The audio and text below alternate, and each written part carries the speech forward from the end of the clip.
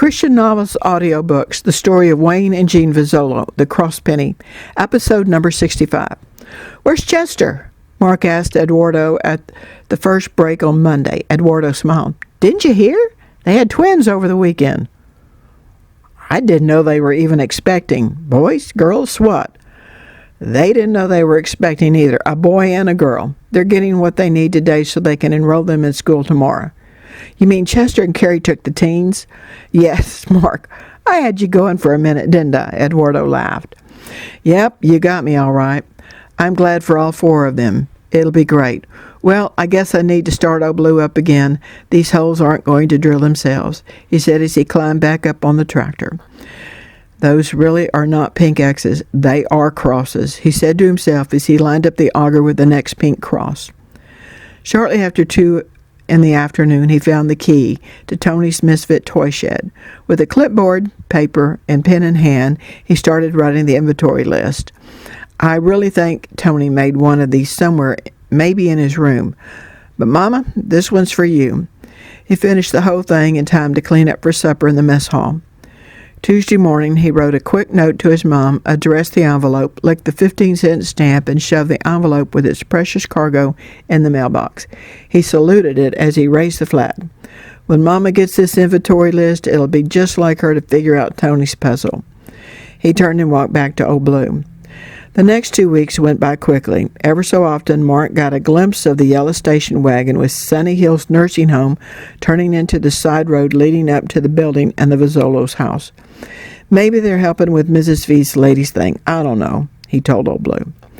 Mama showed up Friday morning. Jean welcomed her into their spare bedroom. "Let's go get Mark to help us, and that way you can spend more time with him," Jean suggested. "That would be great," Beth agreed. Jean grabbed the keys and drove out into the dirt road inside the property line around the new fence line.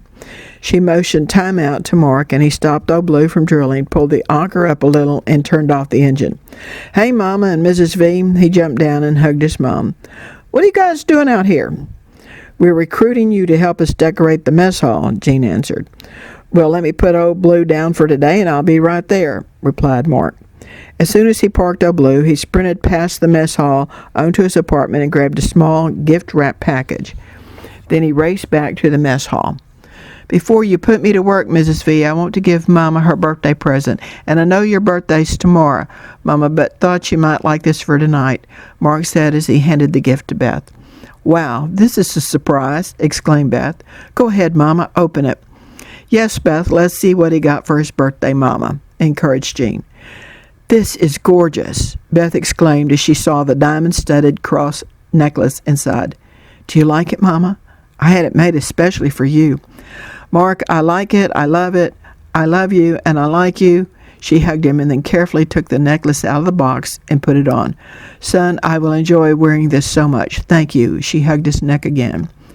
"Mark, I have something for you, too. I know it's not your birthday, but you did turn 20 while you were in the Philippines, so consider this a belated birthday gift."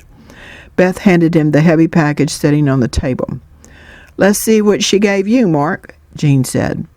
"This is a surprise, too." Mark opened the package to find 2 cassette tapes and a cassette recorder player. It had batteries but could also be plugged into the wall outlet. "Our pastor started recording his sermons some time back. I knew you really liked the one you've heard. I asked him to make a copy of that one sermon. Plus, he also did one from last Sunday. We'll go pick out some music tapes maybe tomorrow after the retreat," Jean explained. "Oh, Mama, this is incredible. I love it." Mark hugged his mom.